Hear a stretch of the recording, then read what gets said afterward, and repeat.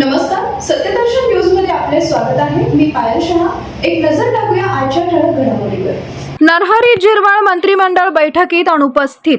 Viral क्लिपमुळे वादात सापडलेले अन्न व औषध प्रशासन मंत्री नरहरी झिरवाळ यांनी प्री कॅबिनेट बैठकीला अनुपस्थिती दर्शवली आहे। याशिवाय बाबासाहेब पाटील आणि इंद्रनील नाईक यांनीही बैठकीला पाठ फिरवल्याने राजकीय चर्चांना जोर मिळतोय।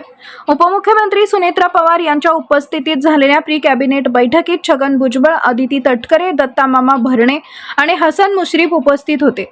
या घडामोडींमुळे झिरवाळ यांचा राजीनामा घ्यावा लागेल की पक्ष त्यांना अभय देईल यावर जोरदार चर्चा रंगली आहे। आज दुपारी 12 वाजता राज्य मंत्रिमंडळाची बैठक सुरू झाली, परंतु झिरवाळ या बैठकीलाही अनुपस्थित होते।